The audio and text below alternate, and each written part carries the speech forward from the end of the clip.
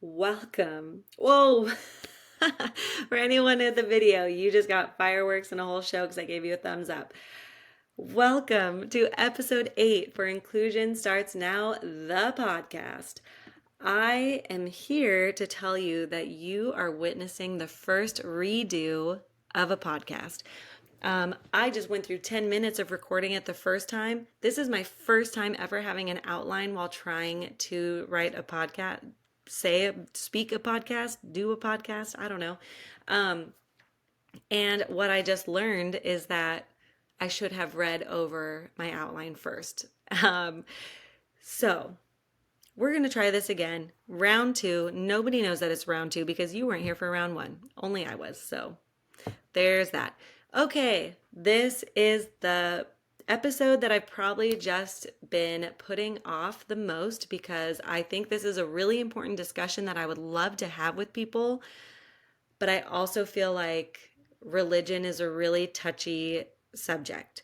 So before we get into what I want to talk about with religion and inclusion, I'm going to give you a little background with me and religion. So, I grew up kind of going to church. My mom grew up going to church, but she did not like the church she went to, so she found a different church called Universal Unitarian. Um, and that was the church we went to for I don't know, maybe a couple years, and and it was fine. It was, cool. We sung some songs that I really liked, and I still remember. Uh, and so that was that. And then in high school, I did a Bible Lit class because it was, an elective that was open. And then in college, I did some world religions and Buddhism, some other, it was like a religious clump of classes, religious studies. Because again, I needed electives to like check off for undergrad, and they were my classes that were available, and I was available during the time they had them. What I'm saying though is that I have grown up learning about a lot of different kinds of religions, and most religions have a lot of things in common. Um, to me, the point of religion, it's faith. It's believing why we're here, what we're doing, what's the point. When people die, where do they go? Why are we morally good and bad? A community. There's a lot of things in religion that have been so supportive to people. And there's been a lot of people who only feel included in their religious community. And I think that's because religious communities do try really hard, I mean, to continue to grow, but to also to help people in their community. Which, like, wouldn't that be so cool if we all just did that? So obviously I have nothing against religion, but for some reason, the more I learned about all of these different kinds of religions, I just, for some reason, it's just kind of there. We don't really practice religion at our house.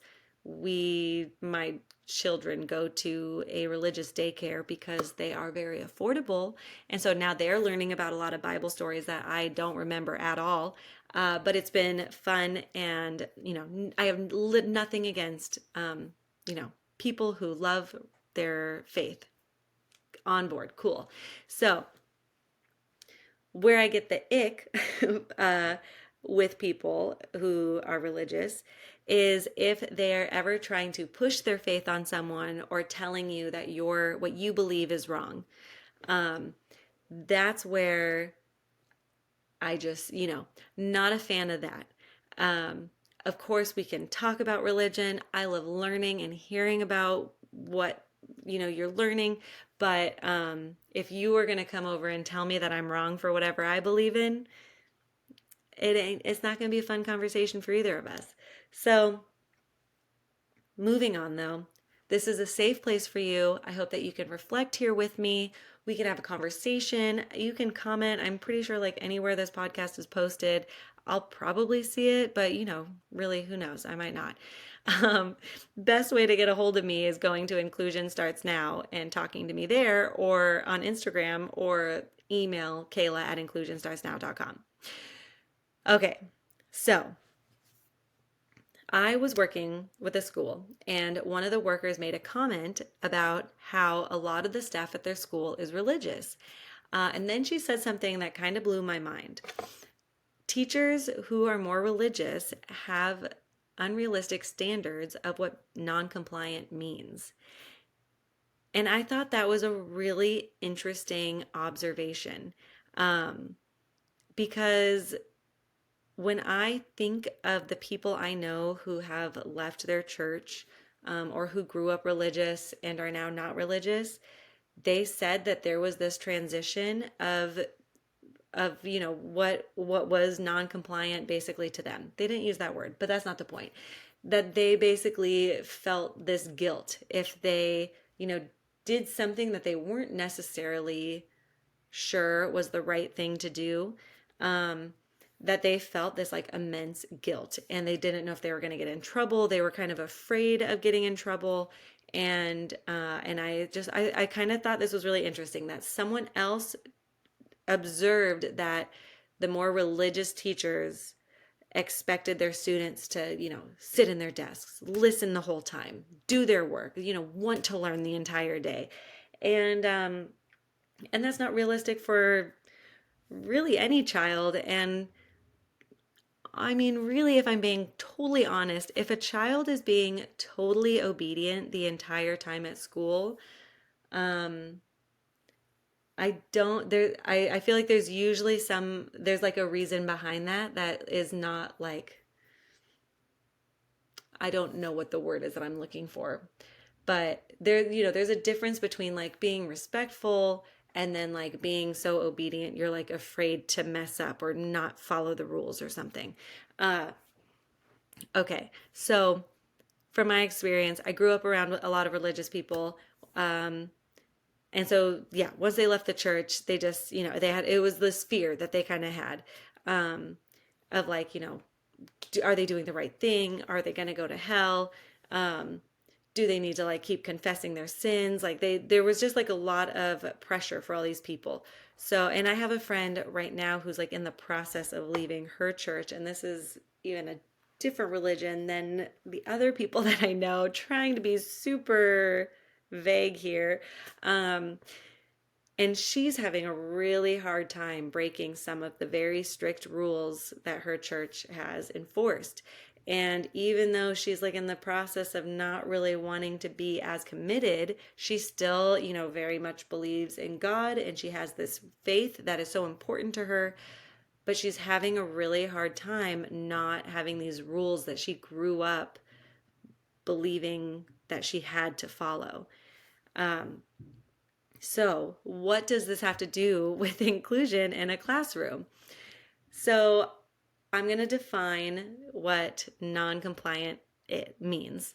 And non-compliant is failing to act in accordance with a wish or command. Now, this is like I Googled this definition, because, everyone can have their own definition, or everyone I'm sure has their own definition, but this is the definition online.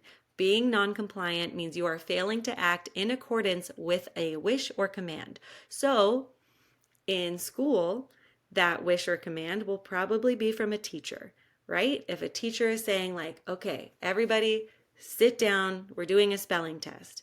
And if a kid, maybe just came in, they're not feeling well and their stomach's hurting and they're like moving around or whatever, they're not being compliant. If a child, uh, just got told they're invited to their friend's birthday party and they're super excited and now they're jumping up and down, like, are they not being compliant?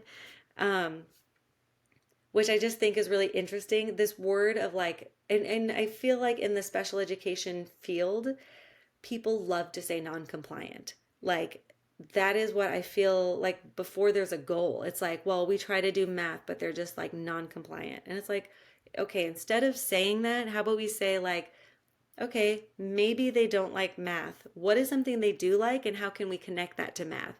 How can we, find a solution instead of just like SHIT on the problem? Because that doesn't do anything. So, with this whole non-compliant, word. I feel like a lot of children with disabilities are labeled as non-compliant because they are expressing themselves differently. So how do we create an active, fun learning environment for students with and without disabilities? So bringing this back to possible religious upbringings, let's just reflect. So if you are growing up a part of a church, you're a kid, your family goes to church every Sunday, very active. Now, what if you are a part of a church that makes you feel guilty for not following the rules, for not sitting still during a service, for asking a question that might sound rude but is a genuine kid question? What kind of adults is that creating? Those adults are growing up and, thinking, okay, this is how kids have to act. And, I'm actually going to share a story. I am going to steer away from my little outline I created. And I'm going to share a story about a conversation me and my dad had once. So he said something to my oldest, and I was like, oh, we actually don't say that. You could, whatever. And he was like, oh, yeah, the new parenting, new parenting techniques. And I was like, yeah, and you know what? You get this a lot when you become a new parent. My parents are 30 years older than me, so they're 60 years older than my children. There's been some changes in parenting since then. They were great parents. No shade. I'm just saying things change. And so he made it, he made that comment, and I was like, okay, like why do you think parenting has changed? And his response was like, like socially just things change. And I'm like, totally. How is it like when you were brought up? And he said, oh, yeah, kids are supposed to be seen, not heard. And I'm like, cool. Did you like that parenting? And he was like, well, no, that's why I didn't parent you that way. See, they did great parenting. And I was like, exactly. You let us be kids. You like found ways for us to be involved with things. Like I felt very independent at a very young age because my parents gave me these opportunities to, you know, make my mistakes, to communicate the way I want to communicate. Um, and that was not how either of them were brought up, but they didn't like how they were brought up. And so then they gave me this better type of parenting. Now I grew up. First off, I got that parenting, which I'm very appreciative of. And then I went through school. I went through graduate school where I was learning all about child development, brain development, um, special education, disabilities. And then I worked with kids for almost a decade every day before having my own two children. So I have had a lot of work in this area. And what one of the beautiful things I've learned is saying that someone is non-compliant doesn't change anything. And I think my mindset is already like that because of a core value that my parents have instilled in me of like, let kids be kids.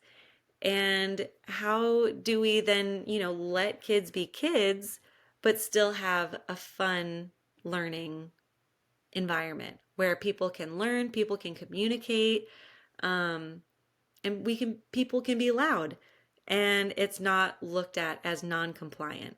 So,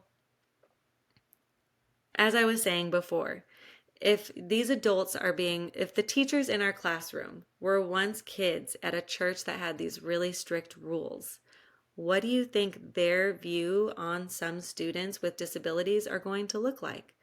Maybe they are saying that kids are non-compliant because they're unrealistic rules in the classroom.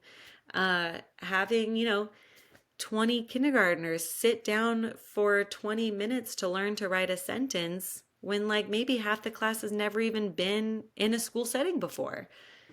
Instead of looking at it as non-compliant, which is again not helpful, how could we instead sit there and say, okay, this student could only sit for about 5 minutes.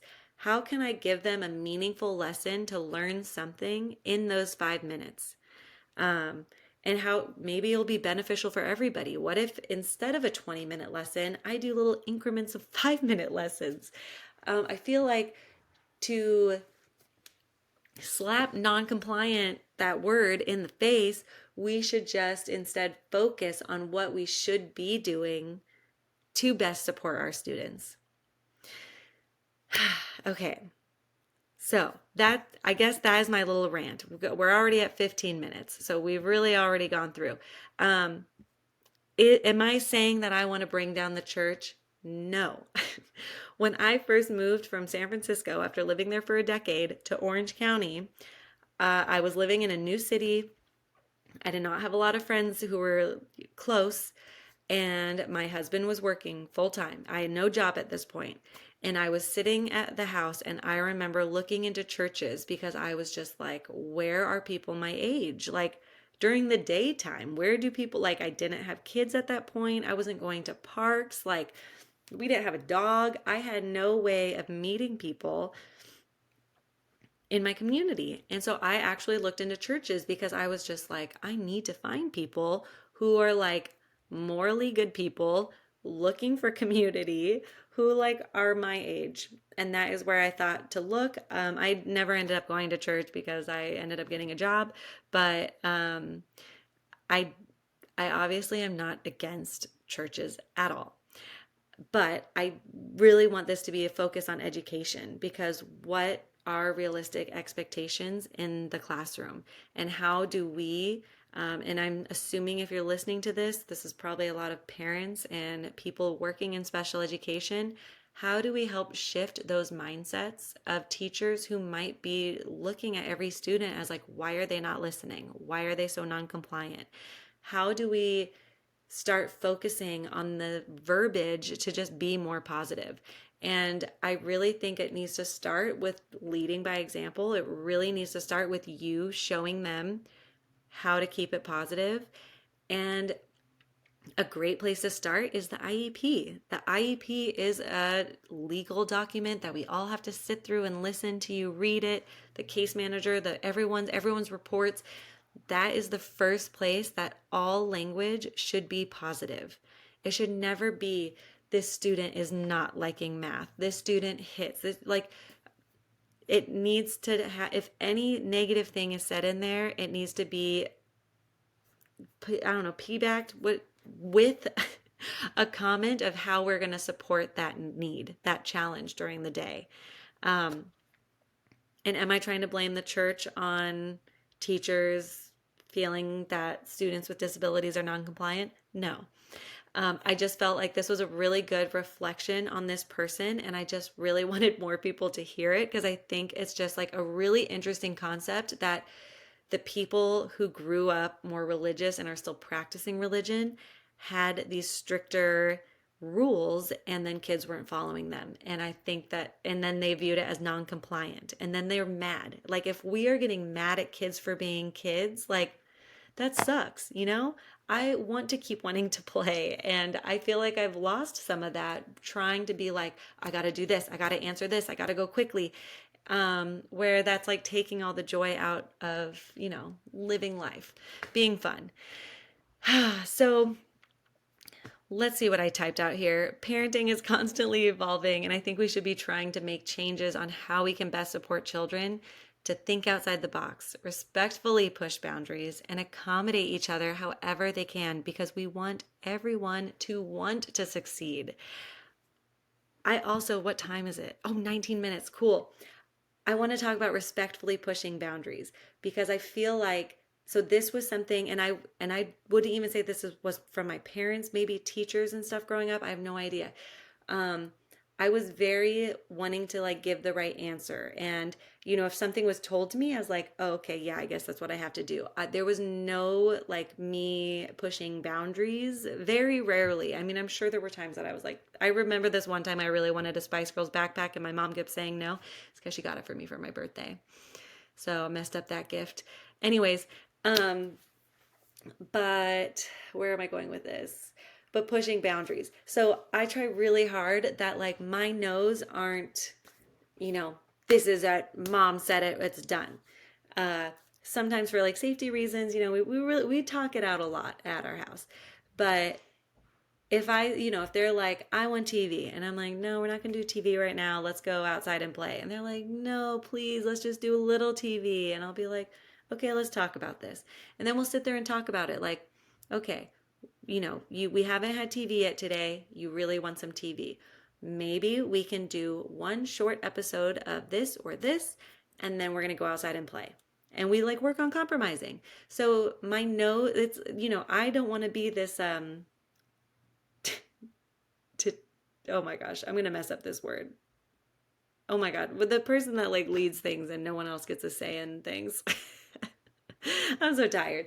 Okay, t- t- dictator. I don't want to be like some dictator in my house. This is our house. We are all a part of the house. We all keep it clean. We all respect the house, and the rules are rules that we all make. So there it is. I finally did this religion episode. This happened like months ago, and I seriously wanted to do it so badly, and I just like did not know how I was going to talk about it, but this feels like it went pretty well. So, we'll see what everyone thinks for my 2 to 5 viewers per episode. Thanks for being here. Inclusion starts with you, and I just want to help. If you need any help, please go to my Instagram at Inclusion Starts Now, or you can email me, Kayla at inclusionstartsnow.com. Have a beautiful day, and I will see you all later. Bye.